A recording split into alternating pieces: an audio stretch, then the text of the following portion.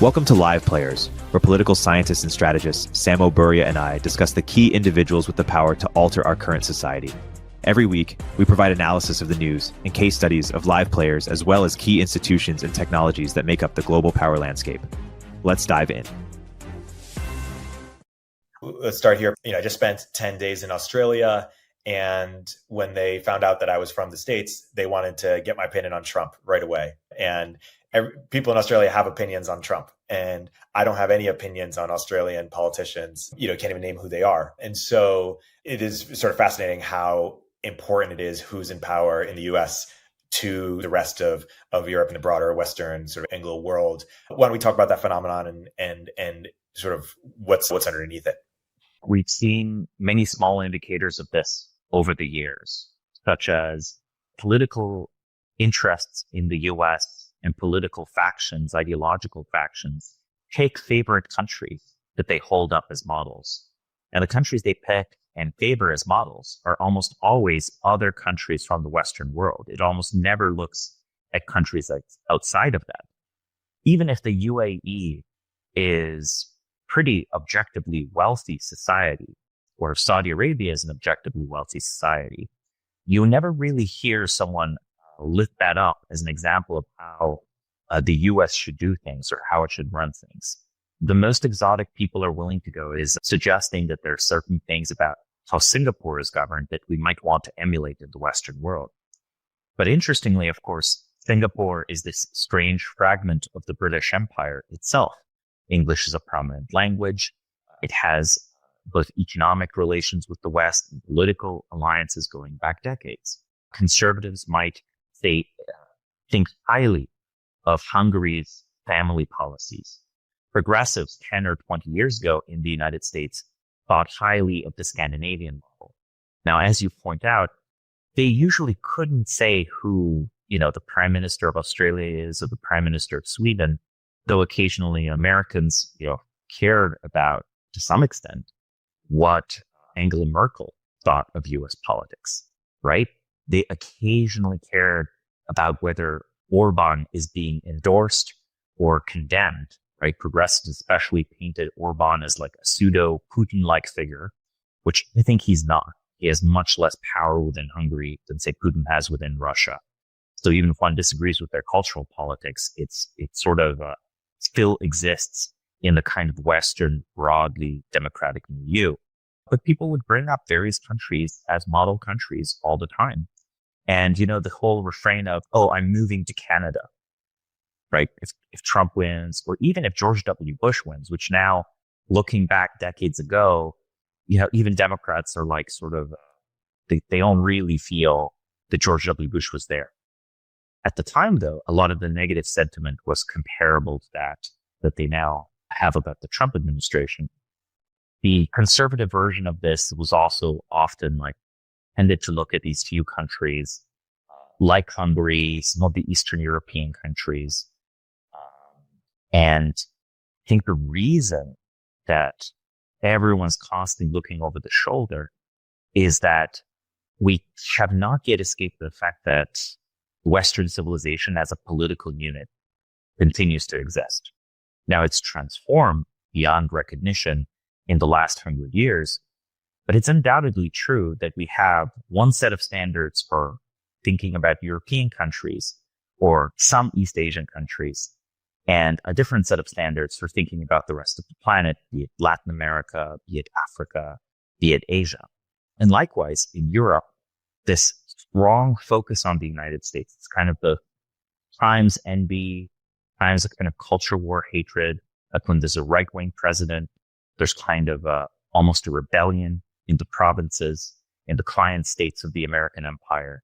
Like there is unwavering focus and all ideological concepts. Like, for example, trans rights as a movement and liberal ideological priority started in the United States and was picked up by Europe. It didn't independently evolve in Europe, right? Maybe it would have eventually happened, but as a priority, it began in blue states of the United States. So the more you look at this, the more you realize that you have strange phenomena like people in Poland or Slovenia or Romania becoming very interested in gun rights. Why is that? That is a complete ahistorical import from imitating basically American flavored libertarianism. Why? Because the political diet they consume online is American or heavily geared towards US interests. So even when it's doing like a European take on American daily politics, that is a take on American daily politics, right? In a sense, the Western civilization is perhaps more a single unit today than it was 30 years ago, because we all use the same websites. At least for now, X.com hasn't been banned. We all watch YouTube, Instagram. The single internet is no longer a global internet because China has its own very developed internet ecosystem, but it kind of is a Western internet with still only a minority of, say, people from India or from Nigeria participating. And when they do participate, they don't really drive the news or share interest. So it's not that a story from Nigeria would algorithmically become the dominant thing in your feed. Like that just will tend not to happen. The Western world is still interested in the United States and Western priorities, sometimes in rival powers such as China or Russia. And everyone else is sort of along for the ride for what is still a pan-Western news cycle. Now, this pan-Western news cycle tends to favor the highest level of politics over local politics. So in a way, every single generation of young Europeans today knows less and less about European politics, or at least the reality of how European politics is done, because they no longer watch the local news TV station, right? The TV station set in the local language. I think that it's about 50-50. If you ask Romanians under 25, do you watch the news or do you follow political news on Twitter? If you follow political news on Twitter, do you follow it in English or do you follow it in Romanian? A minority probably only follows it in English, but still, I bet they follow it mostly online on the various social media sites. And I bet they probably don't watch Romanian national TV very much if they're politically interested. And in a way, the focus then becomes on pan-European politics, on these big, sometimes on the EU. One possible perspective on this is that actually the European Union can at times be so annoying in its commentary on US politics because it is competing for the attention, not of Americans, but young Europeans. If you're a 20 or 25-year-old European and you're interested in politics, even if you're very mad at Donald Trump, you are spending a lot of time thinking about Donald Trump. And the only way the European Union, where presumably your career will continue, could possibly matter is if it has something to say about Donald Trump. And that already shows that it's in a way subordinate, right? The US presidency is more important for Western civilization than the European Commission. The European Commission, though, is probably more important than the governor of Idaho. So this old Westphalian perspective where you have legal sovereignty and economic, and let's say this globalist perspective where you had economic globalization, both failed to capture what is actually happening, which is a synchronization of attention across the Western world, all of these countries, leading to a somewhat synchronized status hierarchy. There's nothing objective or universal about any human status hierarchy. Within China, she is like the most important person. Within Bulgaria, she is pretty important, but maybe she is less important than the president of Bulgaria. Still, I think even within Bulgaria, president of the United States is more important than the president of Bulgaria or its prime minister, if they were to visit. And this phenomena, the synchronization, points to something that's not quite a single polity, but it is some sort of commonwealth. So the reality is what we call the Western world is completely cross-penetrated politically. And this goes forward not just to things like attention, it goes to the operation of various nonprofit organizations.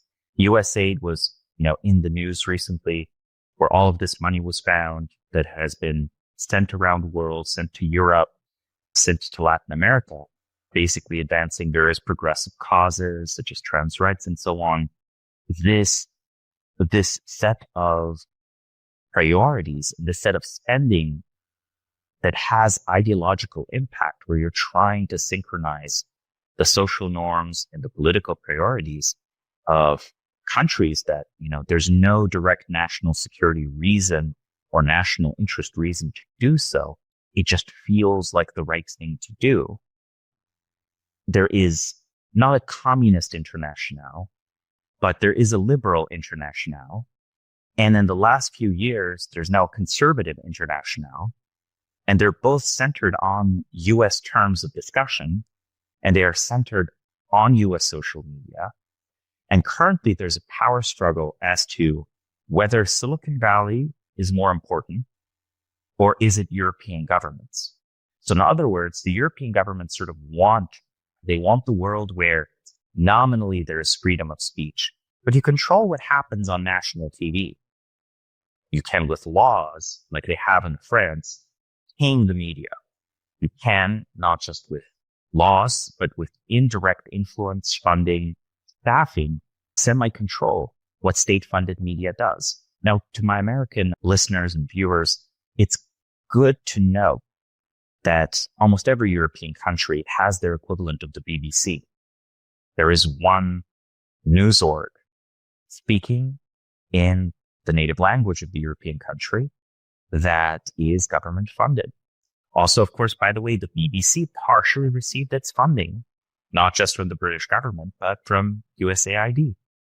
So there is something strange happening when the US is funding British state media.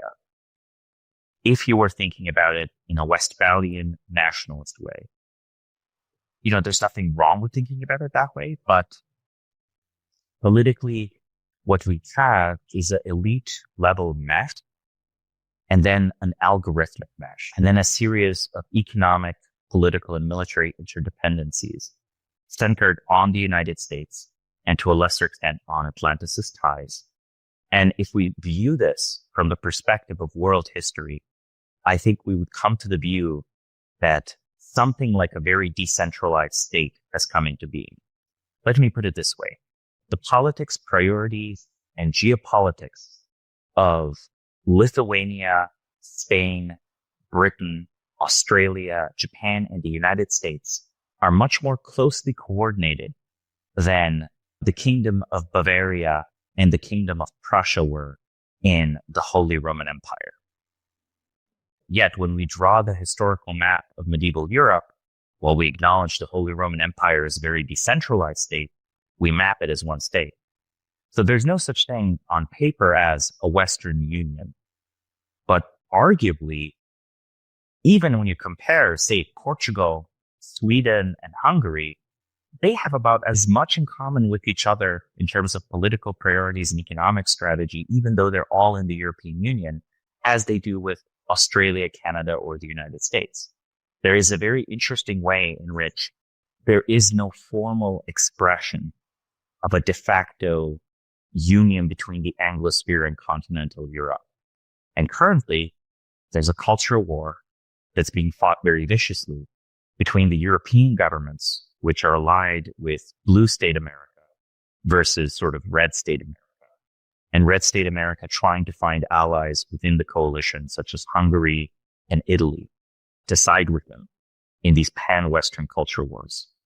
Hey everybody, Erik here with a word from our sponsors. What does the future hold for business? Ask 9 experts and you'll get 10 answers. It's a bull market. It's a bear market. Rates will rise or fall. Can someone invent a crystal ball? Until then, over 41,000 businesses have future-proofed their business with Netsuite by Oracle, the #1 cloud ERP, bringing accounting, financial management, inventory, HR into one fluid platform. With one unified business management suite, there's one source of truth, giving you the visibility and control you need to make quick decisions. With real-time insights and forecasting, you're peering into the future with actionable data. When you're closing the books in days and not weeks, you're spending less time looking backwards and more time on what's next. If I had needed this product, it's what I'd use. Whether your company is earning millions or even hundreds of millions, NetSuite helps you respond to immediate challenges and seize your biggest opportunities. Speaking of opportunity, download the CFO's Guide to AI and Machine Learning at netsuite.com/102. The guide is free to you at netsuite.com/102. netsuite.com/102. And how influential do you think Elon and sort of the broader, surging sort of right-wing sort of vibe shift will carry over to Europe? How big of an audience is there for it? I mean, do you think AfD or parties like it will win, or what do you think might be the impact here? I think the impact will be significant if X.com becomes much more popular among normal everyday Europeans. I think the majority of people are not yet using X for their news because at first it's sort of indignancy. Well, who are these foreigners to tell us how we should do things? I mean, it's the same for Americans, right? If Europeans critique you, the knee-jerk response is to immediately be anti-European. The Europeans' first knee-jerk response will be anti-American. But in this sense, things like J.D. Vance's Munich speech, where J.D. Vance points out something that Europe used to speak about plainly. He points out that actually Europe doesn't seem to be run as a democracy very much. It seems to be bureaucratically dominated. Europe used to talk about this 10 or 20 years ago. There was this term in use called a democratic deficit, where it was believed that the European Union needed to have democratic legitimacy and more democratic processes to be politically sustainable. They quietly stopped talking about it after the European Constitution key referendums. And at that point, I think they started quietly changing practical definition of democracy to be something rather different. And, in the speech, J.D. Vance pointed out that it's very hard to talk about common values if the Romanian election can just be canceled because they didn't like the result. And this isn't an EU election or an EU referendum. This is just the national election was just invalidated by a court for some amount of Russian meddling in it. But you know what? If 100,000 euros of Russian propaganda can invalidate your election, maybe your democracy is not that strong anyway. Maybe actually the speech space is extremely limited. And maybe the only reason the Russian propaganda is high impact is because it occasionally highlights things that the Romanian media or Western media chooses to ignore. The best way to defeat it would be to not ignore it, right? Don't leave weaknesses for foreign adversaries to point out, because the most devastating thing in the world is true propaganda. True propaganda is very effective because it's true. And even if it's selective truth, that still doesn't eliminate its impact. So anyway, the speech was notable because I don't think we've ever had a US president comment as directly into European politics. And I think in an almost, if we step back and look at this bigger political picture, what we're seeing is a push for social media growth, the growth of engagement and the growth of user time in Europe, centered on the US, the elimination of what was de facto almost like a great digital firewall of Europe, which allowed European governments to exert control over which stories were prioritized in European countries. In a way, it was inevitable they would be defeated unless they were European social media giants. They didn't go all the way into a digital Cold War. Now, it's possible that Europe will escalate this and that there will be a European great firewall, right, comparable to the firewall of China, and that they will create their own versions of social media companies centered in Europe. And I think while the Eurocrats would like this, it is going to be very difficult for them to change course towards allowing the creation of such powerful companies. Because think about it, even if you push out X and YouTube and all these American media now with their newly found free speech tendencies, right? Where free speech is good for engagement, it's good for user retention. All these like totally profit-seeking reasons why. Let's put it this way: free speech is good for business for X.com, assuming you can't get banned. And then why can a European government ban you if the US takes it very seriously and the US says we're going to tariff you 20% if you ban X.com? I'm not sure European governments have enough economic autonomy to do that anymore. I think it'd become too economically intertwined with the US, right?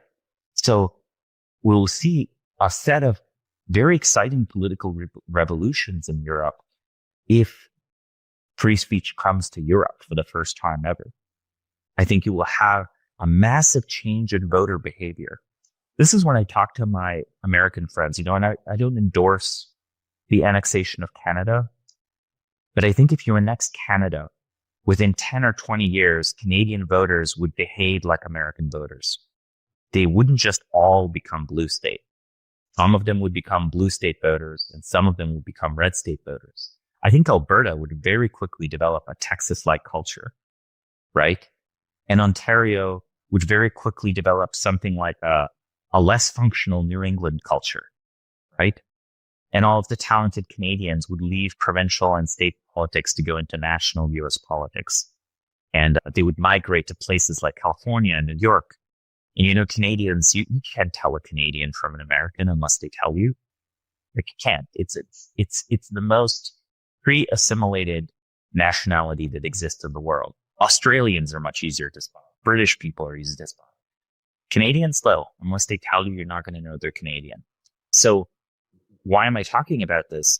I think we might see something very surprising where Europe might suddenly shift in a very libertarian direction, which will surprise everyone. And I think the reason is implicitly we assume that voter behavior regulates sort of state politics and policies. But I suspect the European voter is created by Europe, by European governments. The voter is created by government policy.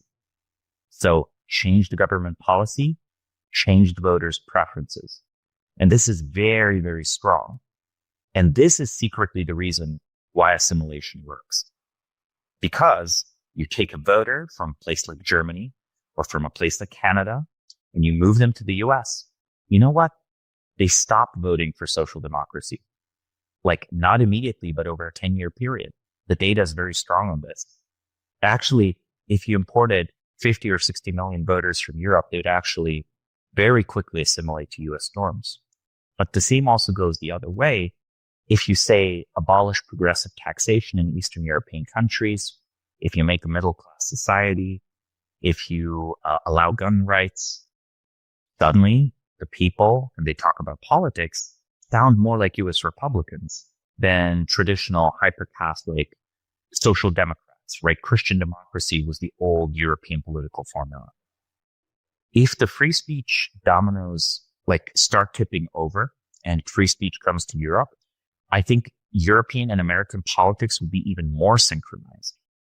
And here's an argument for why this is good for US national security interest. I think synchronizing places like Canada, Australia, to the United States in terms of attention and ideology, be it through, universal, progressive, gay, black, trans rights for everyone, right? That's the democratic, universal American empire. And then let's say there's the based MAGA, make Europe great again, free speech, European revival option. Either one of these options successfully achieve the geopolitical goal of synchronizing Europeans with Americans and making, say, American interests in Ukraine hard to disentangle from European interests in Ukraine. But more importantly, whatever America does with China, it makes that compelling to Europeans. And I think it's become sort of apparent that the magnitude of the scale, the sheer scale of the challenge of China means the United States will need some form of an international alliance. And that's why, that means that while the second Trump administration is nationalist, they sort of care. They sort of favor, say, a Meloni government in Italy, right? or an Orban government in Hungary, because these governments are objectively likelier to go with the US on any sort of trade war policy with China, let alone any sort of military backing up of the US and East Asia. So what I'm gathering from you is basically you think that there is this latent demand for free speech within Europe that is going to be unleashed at some point because Well, it'll be created. It'll be created. Imagine that we have a conversation here and there's a room and there are 5 Europeans and 5 Americans. And the Europeans and Americans disagree. And a European says something. And then both the Americans and the Europeans see a policeman walk in, arrest the European, and take them out of the room. No matter what the remaining 4 Europeans think, it is obvious on a monkey level that the Europeans are lower status. Digitally, this has been happening for 20 years. British people are confused by the fact that they don't have freedom of speech. They're confused that they don't have the First Amendment. They reference the First Amendment. Why? Because they feel like peers to Americans. So the assumption is, why shouldn't I have the same rights? So in a way, this assumption of free speech didn't exist before the internet, but I think the internet naturally favors a kind of free speech, while paradoxically, it makes it easier to police speech at scale. So the internet can't remain half free and half government policed. Socially, this doesn't work. So either free speech will be eliminated in America, or free speech will come to Europe, or the European and American internets will be legally separated and the websites mutually blocked. If that happens, that is a geopolitical disaster for the United States, because then there will be a resentful Latin America-like, kind of impoverished, but kind of too powerful to ignore continent that could potentially make deals with China, right? Like that's a not favorable situation. So the US has the Black trans rights for everyone, universal revolution, overturning Western civilization, whatever. And then the sort of like weird MAGA reactionary, make all countries great again platform. And they're both consistent. One of them is hate speech should be illegal in the United States. The other one is for Europe to be considered a democratic place with common values, it must have free speech. And, let's remember the First Amendment stuff was actually a little bit on the way out during the Biden years and even the Obama years. People were floating various legal theories for why the free speech stuff doesn't cover online speech, et cetera, right? That was being done, and we should memory hold that. And I think this is the evidence here is very strong that political change in the United States is at this point inextricably linked from political change in Europe. And I think because of that, I think we should stop pretending that European countries are sovereign, because they're not. They don't have the ideological or intellectual preconditions for sovereignty. And this doesn't even necessarily mean that they are exploited or oppressed by the United States, because they have influence over US politics right back.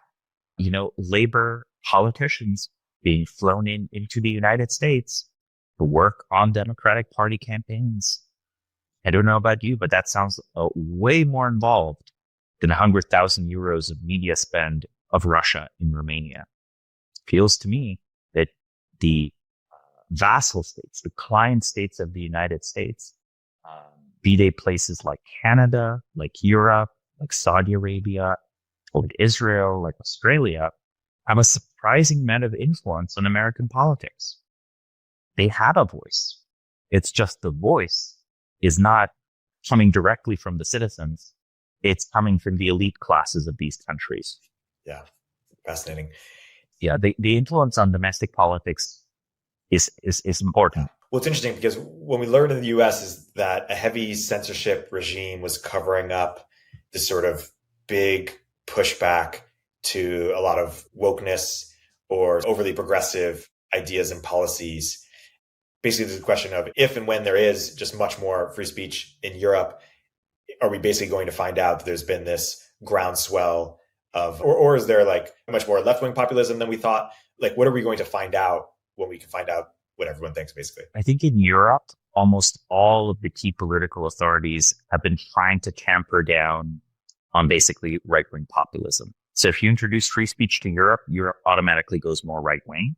Depending on the country, it might go economically right-wing or it might not. The key problem with Europe is the same problem Japan has, which is gray democracy. It'll be relatively easy to win votes. What do I mean by gray democracy? We could call it silver democracy. The median voter is very old. Old people will not vote to defund the welfare state because old people are beneficiaries of the European welfare state. And, this hits these older problems where I think some amount of deregulation could happen, some amount of economic growth, some amount of a nuclear buildup, some amount of rearmament.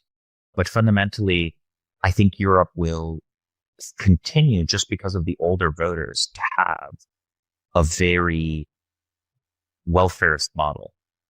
However, cultural shift rightward is almost certain, because there have been massive cover-ups, right? Stuff like the Rotterdam scandals in Britain, things like various shady aspects of the meddling of the German intelligence agencies into German electoral politics, and in fact, electoral politics in multiple European countries, and so on.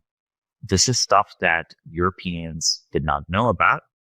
And let's be real, it's stuff that Americans didn't know about 5 minutes ago until it was brought into attention by Elon and the algorithms of X.com. I think there's this really interesting political experiment here where I think we might see a very rapid change in priorities in Europe. Political identities are so fluid as well. Very few people have consistent memories about even who they voted a few years ago. It sounds funny. You would think people could recollect this accurately. But when studies were done, like literally polling the same people over and over again, their story of who they voted for a few years ago changed. So when you did longitudinal voter behavior studies, the voters who themselves, like in 1977, would say, I voted for this guy or that guy. I voted for Reagan, or I voted for George W. Bush, or I voted for Clinton. Their stories tend to change over time to match their current identity. And I don't think they're even lying to the pollsters. I think they just sort of retcon themselves as, I've always been a left-wing voter, or I've always been a right-wing voter, or the party changed, I didn't change. So I think in Europe, the attribution will be to a sudden new development. And the reality, though, is that the voter behavior will be co-created with the new environment. So I really think that there is demand for change in Europe. There is no understanding of any kind of the causes of the economic, political, and social problems faced by Europe. And there is no understanding as to how downstream European politics has been of American geopolitics. So they will not be an accurate interpretation for the causes and consequences of the problems, but there will be an accurate understanding that the problems are very significant. And there will be a shift in priorities towards, let's call it the style of not quite Malay, more like something like national greatness populism. So there'll be less government efficiency stuff, more, hey, we should secure our borders, we should rearm, we should achieve energy independence, we should drop the green agenda. I think a lot of the European political fights will be fighting the green agenda, sort of like, anti-immigration versus pro-environment, implicitly multicultural thing. I think that'll be a political fight. So I guess what I was curious about is there mass support for something different in Europe that there isn't mass support for in the US? I think we'll see very soon. The German elections are coming up. The British elections are coming up. I don't think anyone knows if enough Germans are using X.com for the AfD to have made significant gains because of X.com. But we know enough people in Britain use X.com. So if there's a massive swing away from the establishment parties in the UK, I think that is evidence that the same will be true of other European countries once those barriers are removed. And like, again, I'm emphasizing, let's put it this way. I think COVID has demonstrated that citizens around the world, be it China, America, or Sweden, just comply with governments by default. So it's not like that there's pressure that's held down. It's just that certain information is not available.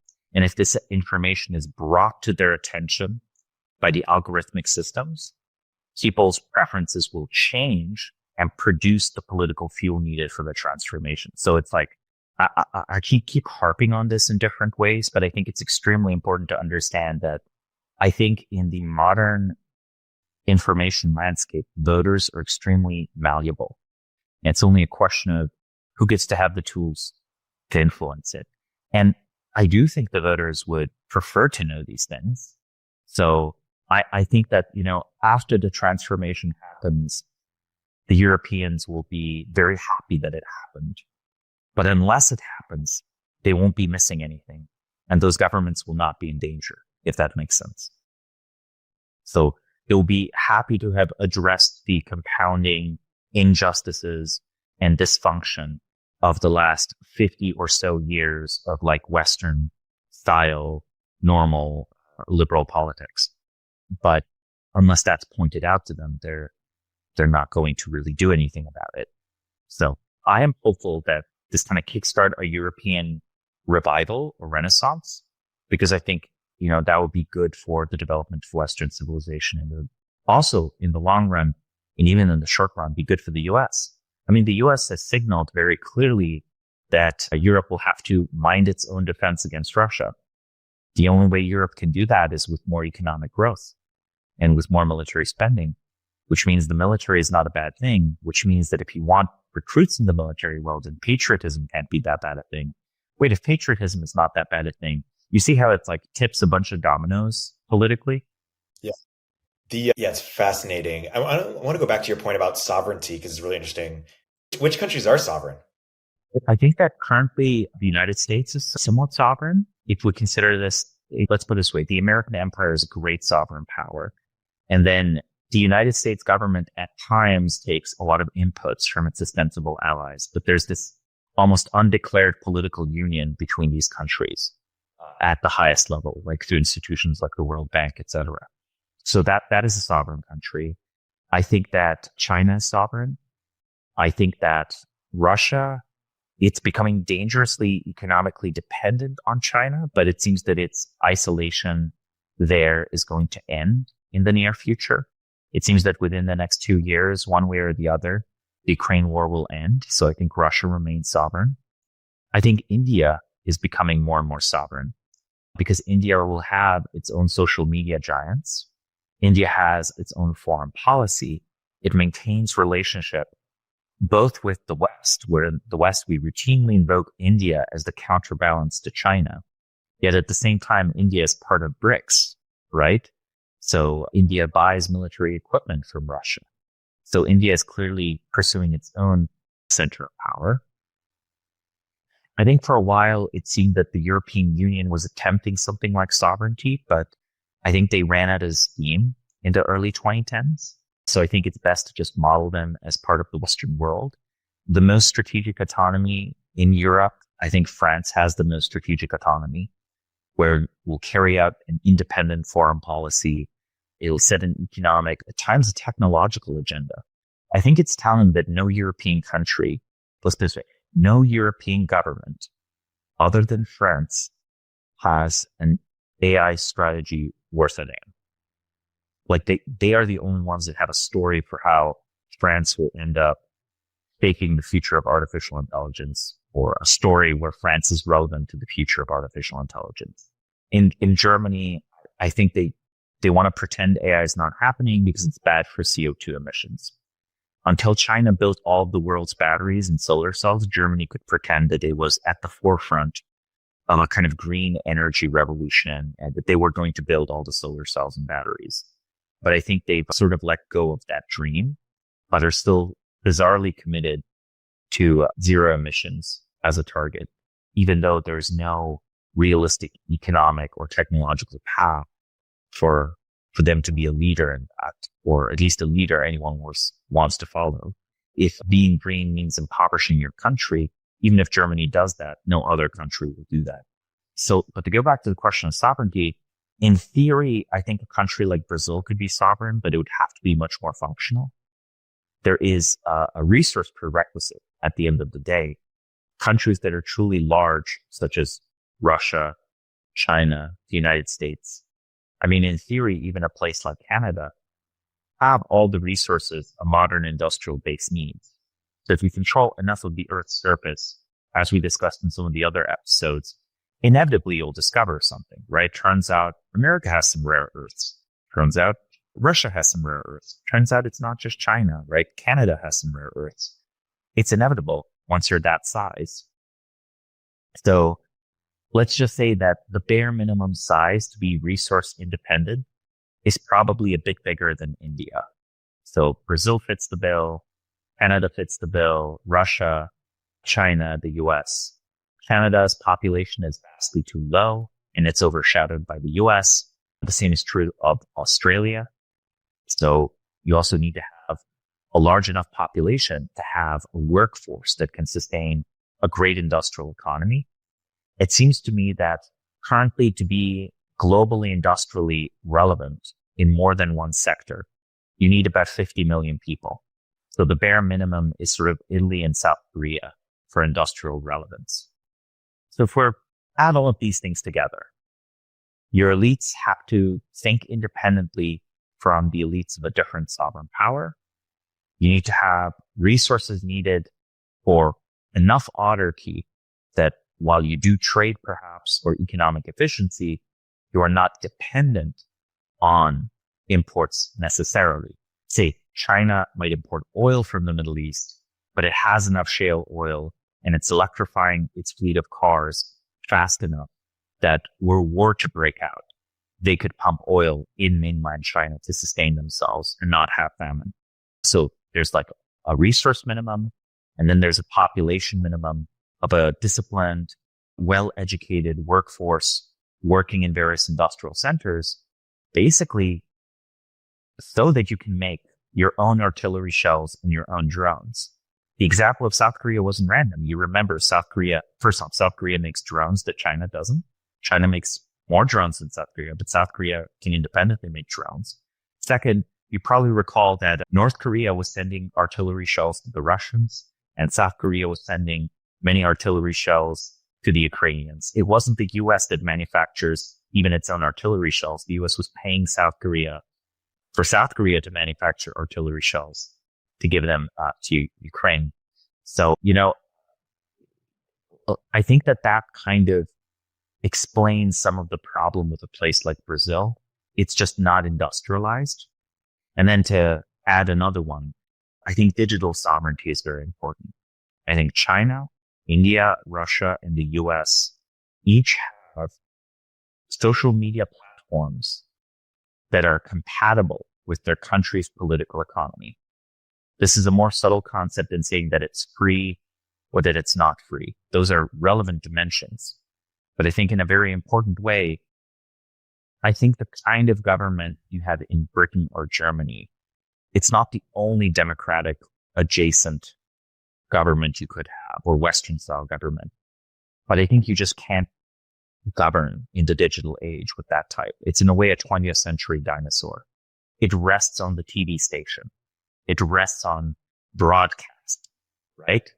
It's not algorithmic upregulation. It rests on broadcasting.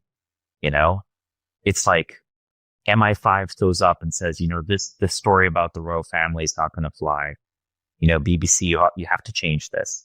And then someone at the BBC is like, okay, we're not going to run that story. And then they're like, good. And then it's like based on a handshake. That's done. That's not the algorithmic incentive. That's not what will go viral on X.com. Any story about the British royal family could go viral on X.com. So there's a lot to say here, but to re-summarize it, a large enough territory that you probabilistically, because you can never predict the future, have all the resources, a large enough population that you can sustain a modern industrial base, intellectual and status independence of your elites. Your elites must not wonder what people in Brussels think or what people at Harvard think or what people in the New York Times think. They should only care about what is thought of in your capital, because your capital to your elites should feel like the center of the universe, right? I guarantee you to Russian elites, Moscow feels like the center of the universe. To Chinese elites, Beijing feels like the center of the universe. For us here, it's like, San Francisco and DC feel like the center of the universe, and so on and so on. Because I do think elites are somewhat self-selected to be, people describe them as power seeking, but I think it's not quite right. I think they're status seeking. I think most elites actually are very happy to give up real power in exchange for prestige. Arguably, that's why constitutional monarchy happened. The deal was you get to stay king, you get to live in your nice house, you have the highest honors, the press will speak kindly of you, and you hand over the running of the country to parliament and power of taxation. And you agree on all foreign policy stuff. And in a way, US Congress took that deal. US Congress is happy to be talking in sound bites. And when writing legislature, listening to lobbyists and deferring to bureaucracy, right? They're happy to do that. They still have their status. So I think elites are status seeking, and that's why status independence matters, because otherwise your elites will just sell out your country to a different country. And, I think the world has room for about 5 to 7 sovereign blocks, maybe 8 if Africa develops very well. And as a result, I honestly think that's good for the world. I think we need several different sovereign-ish countries and blocks and civilizations doing different things, because otherwise humanity, it will overfit. It will not explore all the possibilities of a human society. And because of that, all of us will be diminished, and future civilization will be less impressive than it could be. So here's maybe my joke. Samuel Huntington wrote about the clash of civilization in the late 1990s. And, it's considered almost like this grim realist prediction that countries around the world have really different cultures, different deep values, different approaches to technological modernity, and that they're going to clash and compete militarily, economically, ideologically. I wish that were true. I wish there were as many active life player civilizations in the world as Samuel Huntington thought there were. Currently, I'm seeing a somewhat anemic, occasionally spasming Western civilization, a clearly still in decline, but bitterly clinging Russian civilization, a recreation or an attempted recreation of an Indian civilization that's still very early in its history, and a strange Marxist Confucian hybrid of a Chinese civilization, right? We already talked about how Chinese civilization is very Westernized in its assumptions. Look, you went to Red Note, you realized a lot of Red Note was sharing consumer recommendations. If that's not wasn't that striking how capitalist that seemed, or at least consumerist, right? So clearly they picked up some of our DNA when developing this society, Western style democratic. They didn't pick democracy, but they picked Marxism, and then confusingly they also picked consumerism. And it's kind of this can you press both buttons, and China just pressed both buttons. If you know the meme, right? Yeah. The sweating guy meme, and then it's you press both buttons. But I think the Chinese challenge is healthy for Western Civ. I mean, without it, if it actually was the end of history, would we have even done anything? It feels like everything that's happening left or right currently in the US is a little energized by the fact that there is a Chinese challenge around the corner. So, maybe we should look forward to a future of more competing civilizations. Yeah, fascinating. Why are we so much better at exporting our culture than, say, China or other players? In a way, the US is culturally closer to so much of the world than China is. So the first one is very similar to this thesis that despite the US being the leader and the transformer of Western civilization, and, maybe Western civilization as we knew it before World War I is over, but clearly there's a common heritage. It's well, let's start. who spread English around the world? It's not just Hollywood, okay? A lot of the world was already speaking English when the first Hollywood movie hit international markets, right? The British Empire spread English. And then when Western leaders talk about Christianity, why do several billion people around the world resonate with this?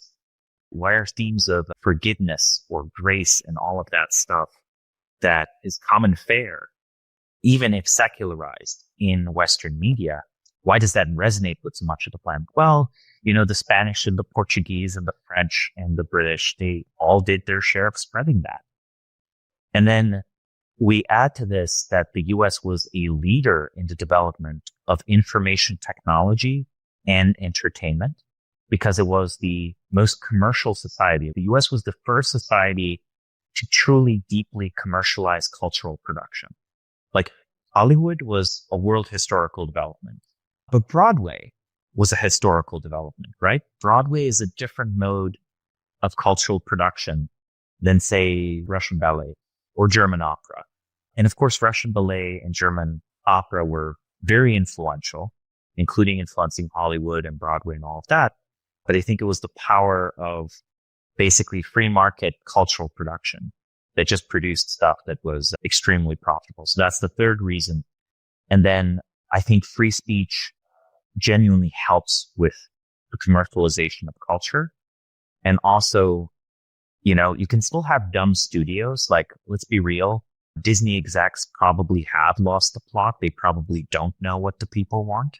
So even in a semi-free speech, free market environment, it's possible for the cultural titans to lose touch with what actually works. In cultural titans, even in a free market environment, but all else equal, a sort of free market, free speech environment allows for cultural startups and allows for churn and allows for the commercialization of new culture. So I think these are the reasons. And let's not lose sight of the reason that humans, I think we tend to deny it, but we always admire military power. I don't think Roman culture would be admired for so long with things like Stoicism, etc. That's like, kind of their take on Greek philosophy and so on, or Roman law. I don't think people would emulate it unless they had a weird intuition that something about Roman culture leads to military greatness. Let's put it this way, the, legionary's broom helmet or whatever that Hollywood invokes of humanity's great symbols of military power. You have that, and you have the medieval knight, and you have the American aircraft carrier.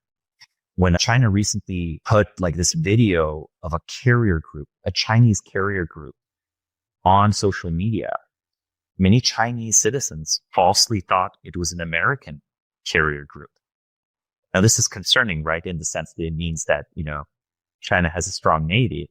But it's kind of interesting that even the Chinese, which are predisposed to believe in Chinese national greatness, when they see an aircraft carrier accompanied by other ships, like, whose country is that? Well, that's America, right? That's America. That's what feels like America.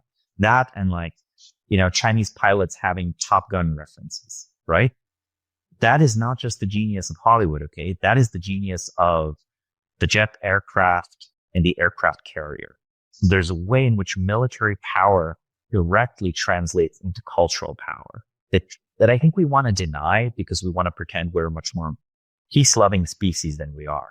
But the truth is, any country or culture that is militarily formidable will inspire admiration, not just of their military, but of whatever culture they have. I mean, Erik, isn't the ultimate evidence of this thousands of years of people vaguely loving Sparta? Yeah. Incredible. Right? That's almost all a side effect of their military.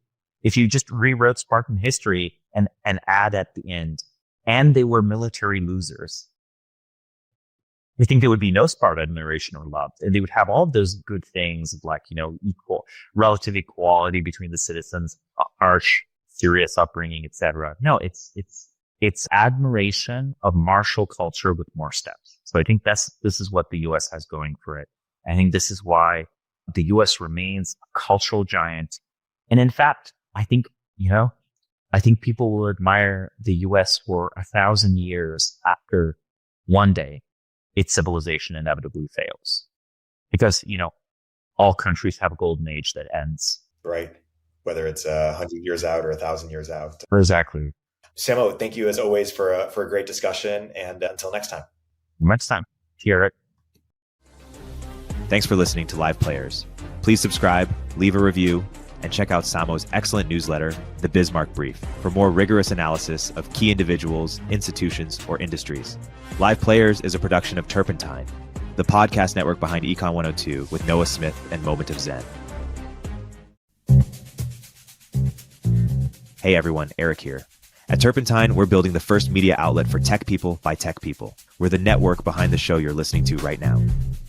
We have a slate of hit shows across a range of topics and industries, from our AI and investing cluster of podcasts to shows that drive the conversation in tech with the most interesting thinkers, founders, investors, and influencers, like Econ 102 with Noah Smith. We're launching new shows every week, and we're looking for industry-leading sponsors. If you think that might be you and your company, email me at erik@turpentine.co. That's ERIK at turpentine.co, and let's partner together.